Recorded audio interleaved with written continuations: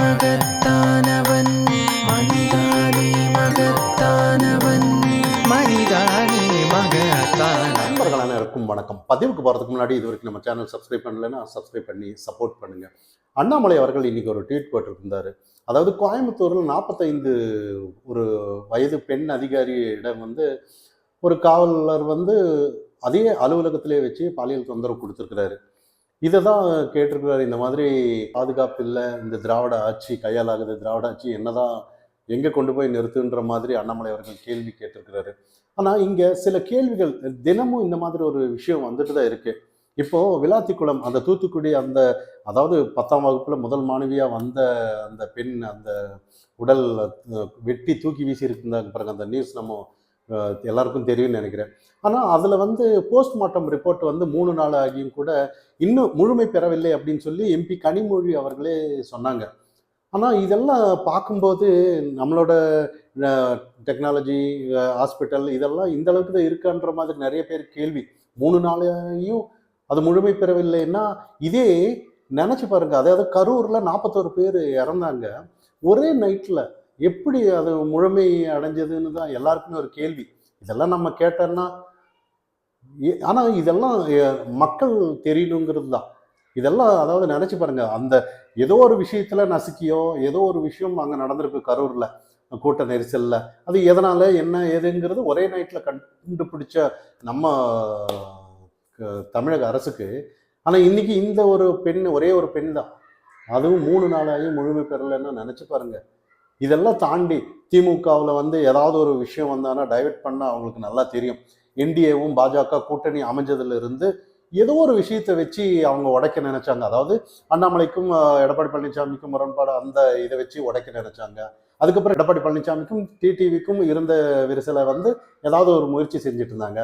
பாமக இரண்டா உடைக்க ஏதோ ஒரு விஷயம் திமுக அதாவது ஏதோ ஒரு பிரிவினை அந்த இடத்துல டைவெர்ட் பண்ண முயற்சி செஞ்சுட்டு இருந்தாங்க. ஆனால் எதுவுமே எடுபடலை. காங்கிரஸுக்கும் திமுகவும் சின்ன பிரச்சனைன்ற மாதிரி, அதாவது டிவிக்கே கூட போயிடக்கூடாதுன்ற மாதிரி ஒரு டைவெர்ட் பண்ணிட்டு இருந்தாங்க. இன்னைக்கு என்டிஏவில் விஜய் அப்படின்னு சொல்லி ஏதோ ஒரு விஷயம் ஆனால் உண்மையிலேயே ஏதோ ஒரு நடக்கும். என்டிஏவில் வந்தான்னா விஜய்க்கு தான் லாபம். ஆனால் இங்கே திமுக நரேட்டிவ் பண்ணுறது ஏதோ ஒரு விஷயம் இன்னைக்கு திசை திருப்பதை பார்க்குறாங்களே ஒழிய அவங்களோட விஷயம் மக்களிடையே வெளிவராத அளவுக்கு தான் பார்த்துட்டு இருப்பாங்க. நேற்றெல்லாம் ஒரு ரீல்ஸ் விட்டுட்டு இருந்தார் ஜீவா தேவா அப்படின்னு சொல்லி சின்ன பசங்களை வச்சு முதலமைச்சர் அவர்கள். அன்பில் மகேஷ் அவர்கள் அதில் ஷூட்டிங்கில் இருந்தார். ஆனால் இங்கெல்லாம் ஒரு கோயம்புத்தூரில் 43 பேர் வாந்தி பேதி மதிய உணவு சாப்பிட்டு. ஆனால் ஒரு இதே இந்த இடத்துல ரீல்ஸில் சாப்பாடெல்லாம் நல்லா இருக்கா, உப்புமா போடுறாங்க கிச்சடி போடுறாங்க அப்படின்னு பேசுகிறவங்க. ஆனால் ப்ராக்டிக்கலாக பார்த்தோன்னா அது இல்லையே. ஏன் அவரோட துறை தானே, படித்து எல்லா இடத்துலையும் போய் பார்க்குறவர். ஏன் அவரோட துறை கல்வித்துறையில் ஏன் இந்த மாதிரி மதிய உணவில் இந்த அளவுக்கு இருக்குன்னு அவர் பார்க்கறது இல்லையாங்கிற ஒரு கேள்வி இங்கே வருது. ஆனால் இதெல்லாம் தாண்டி இதெல்லாம் அரசியல் அப்படின்னு சொல்லிட்டு கடந்து தான் போகணும். ஏன்னா ஏதோ ஒரு ரீல்ஸ் விட்டோ இல்லை 4 சினி ஃபீல்டில் இருக்கிறவங்கள வச்சு மேடையில் வச்சு ஆர்டிஸ்ட்டை வச்சு இவங்க நல்ல ஆட்சின்னு சொல்லிட்டு போயிடுவாங்க. ஆனால் மக்கள் புரியணுங்கிறத நம்மளோட பார்வை. இப்போவும் கூட நினச்சி பாருங்க. அதாவது என்டிஏவில் விஜயா அப்படின்னு சொல்லி ஒரு விஷயம் ஓடிட்டு இருக்கே ஒழியா, ஆனால் அதெல்லாம் தாண்டி மக்களோட பிரச்சனையை இங்கே விவாதம் யாருமே பண்ணுறதில்ல. இது இன்னைக்கு அதாவது விஜய் ஏதோ அரசியல் நிலைப்பாடு அரசியலுக்கு வந்திருக்கிறாரு.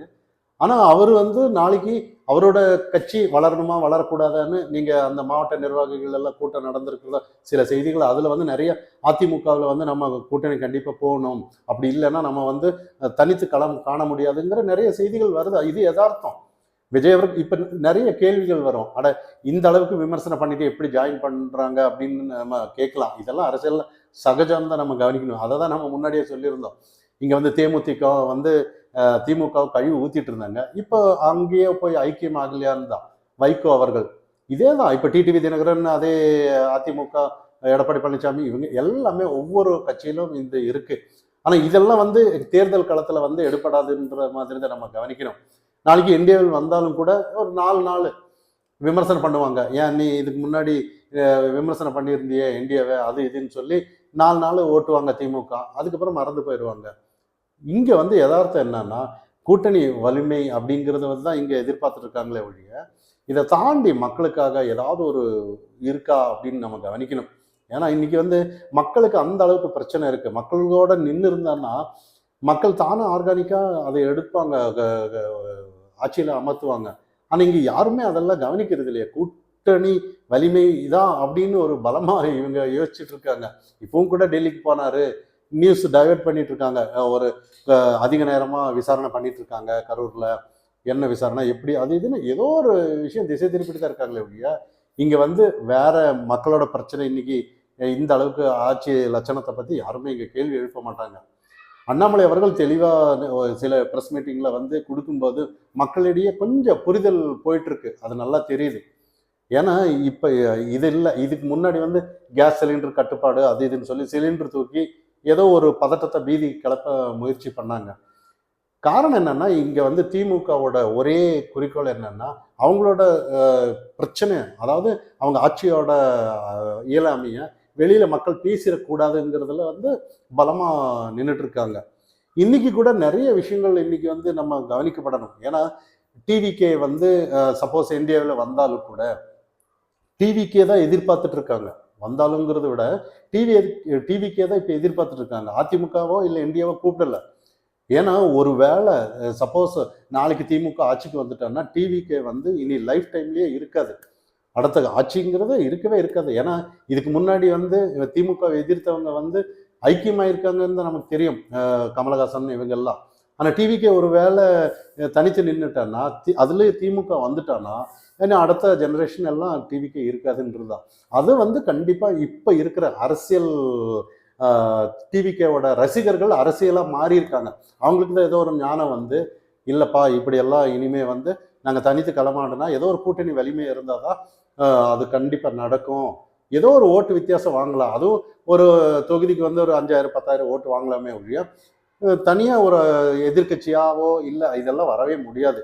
ஆனால் இந்தியாவில் வந்தான்னா ஏதோ ஒரு விஷயம் நாளைக்கு வந்து எதிர்கட்சியாக கூட மாறலாம். ஒரு காலகட்டத்தில் தேமுதிக விஜயகாந்த் அவர்கள் எல்லாம் எதிர்கட்சிய நிலைமைக்கு தான் வந்திருந்தாங்க.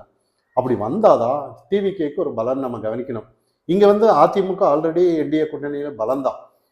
திமுக வந்து ஏதோ அவங்க சேர விடாம வந்து இங்க ஏதோ ஒரு அழுத்தம் கொடுக்கறது யதார்த்தமான நம்ம பார்த்துட்டு இருக்கோம். திமுக அப்படிதான் ஏதோ ஒரு விஷயத்த வந்து அதாவது நேர்மையா இங்க ஆட்சி யாருமே அமைய முடியாதுதான். ஏதோ அங்க குழப்பி இங்க குழப்பி அவங்கள குழப்பி இப்படிதான் இது வரைக்கும் நடந்துட்டு இருக்கு. நிறைய பேருக்கு நீங்க கேட்கலாம், திமுக வலிமையா இருக்காருன்னா வலிமையா அத்தனை கட்சி சேர்ந்துதான் வலிமையா இருக்கே ஒழிய அவங்க தனித்து எந்த ஒரு திராணி இல்லைன்னு தான் நம்ம கவனிக்கணும். அதிமுக அப்படி இல்லை.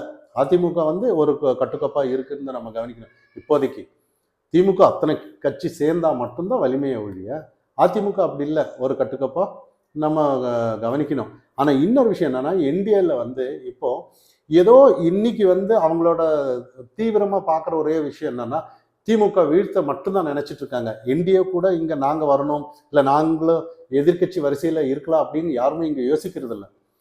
அப்படி எதிர்கட்சி இதே அண்ணாமலை இருந்திருந்தானா எதிர்கட்சி வரிசையில ஆட்டோமேட்டிக்கா வந்திருப்பாரு. யாரு எக்கெடு கெட்டா என்ன, அதாவது திமுக வந்தாலும் சரி அதிமுக வந்தாலும் சரி யார் இருந்தாலும் சரி தனித்து பாஜக இன்னைக்கு அண்ணாமலை தலைமையில இருந்திருந்தானா இல்ல அண்ணாமலை மாநில தலைவராக இருந்திருந்தானா கண்டிப்பா எதிர்கட்சி வரிசையில் கண்டிப்பா இருக்கும். ஆனா இங்க அதெல்லாம் இல்லை. என்டிஏவோட கணக்கு என்ன ஏதுன்னு யாருக்குமே தெரியாது. ஆனா 2026 வந்து கண்டிப்பா ஏதோ அதுக்கு பின்னாடி வந்து கண்டிப்பா அண்ணாமலையோட ஆட்டம் இருக்குன்னு நம்ம எதிர்பார்க்கணும். அது வரைக்கும் திமுக முதல்ல வீட்டுக்கு அனுப்பணும், அடியோடு அனுப்பணுங்கிறதுல தான் ஏதோ இது நடக்கலாம். என்டிஏவில் வந்து விஜய் வர்றதுக்காக பாஜக மத்தியஸ்தம் பண்ணலாம், ஏதோ ஒரு இருக்கும், அதை திமுக தடுக்கலாம். இந்த மாதிரி நிறைய விஷயங்கள் அரசியல் தானே. இங்க வந்து நியாயமா பார்த்தானா எந்த அரசியலும் இல்லை. ஏன்னா அப்படி நியாயமா பார்த்துருந்தான்னா வைகோ திமுகவில் இருக்க மாட்டாரு, தேமுதிக திமுகவில் இருக்காது. இந்த மாதிரி தான் நம்ம கவனிக்கணும். இப்போ இதெல்லாம் அட்ஜஸ்ட்மெண்ட் இருக்கும்போது நாளைக்கு எது வேணும்னாலும் நடக்கலாங்கிறது தான் யதார்த்தமான பார்வை.